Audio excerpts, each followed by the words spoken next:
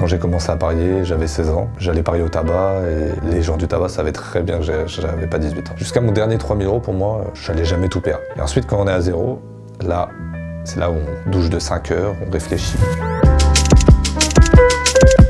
Alors bonjour, je m'appelle Guillaume, j'ai 22 et je suis un ancien joueur de paris sportifs. Alors je m'appelle Alex, quand j'ai commencé à parier, j'avais 16 ans. Moi je suis fan de sport et pour moi c'était une autre manière de vivre le sport. On commençait par des petites sommes et après c'est une fois par semaine, une fois toutes les 2 semaines. Quand j'ai perdu mon père, j'avais besoin de faire de l'argent. Et vu que je connaissais le foot, je me suis dit, je vais commencer à essayer de gagner de l'argent comme ça pour me nourrir ma soeur, etc. que je gardais à l'époque. Tu passes d'une mise de 5 € à une mise de 10 €, de 15 €, de 20 €, tu montes vite à 50 €. Voilà.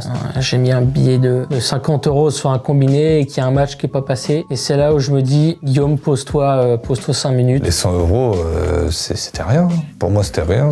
Au tout début, c'était énorme. Et après, quand en fait, on gagne peut-être 3 ou 4 fois le même gain, on n'est plus content, on est habitué. On remise encore un autre pari qu'on n'a même pas regardé. On se dit, on va récupérer. Ensuite, on se dit, si on perd, on va récupérer encore jusqu'à... On arrive à 100 € de mise, on perd 500 € dans la même soirée. Et j'ai tout perdu en 5 jours. 100 000 € en 5 jours. Et après, là, on est à zéro.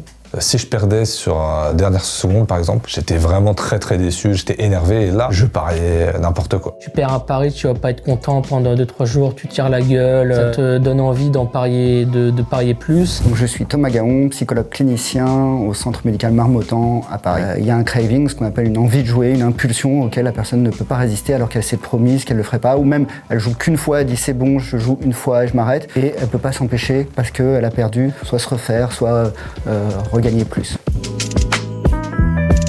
Déjà, on commence à être préoccupé. Ça s'appelle préoccupé, c'est-à-dire on y pense avant. Ça prend de plus en plus en fait de place dans notre vie, tant en termes de temps qu'en termes d'importance. On puisse commencer à mentir. Ça, c'est un signe extrêmement important. On dissimule en fait les choses. Et puis qu'on a le besoin, c'est-à-dire la nécessité de rejouer, de reparier encore de nouveau. Je me donnais pas de jour de pause. Non, pas de jour de pause. C'est devenu à une fois par semaine ou une fois tous les 2-3 jours quand il y avait des matchs en semaine, quoi. On fait que gagner et on se dit, mais on est un expert de ça, on connaît tout, on est un génie. On pense tout savoir, mais en vrai, on sait rien. Il faut accepter qu'on n'ait pas de contrôle.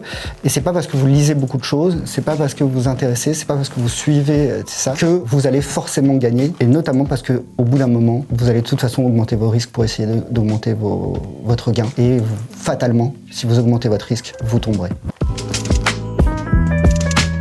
Ils peuvent appeler joueurs infoservices, ils leur donneront des conseils, qui leur donneront la liste des lieux où le joueur pourra être suivi, accompagné. Dans tous les centres d'addictologie, maintenant, l'entourage peut être reçu pour savoir comment ils peuvent l'aider. Mettre les choses sur la table, discuter, reprendre confiance, afin que le joueur accepte d'être aidé. Et ça, c'est une chose importante, c'est qu'il accepte de l'aide. C'est la première chose. Ne pariez pas l'argent que vous n'avez pas. Il y a d'autres manières de vivre pour du sport.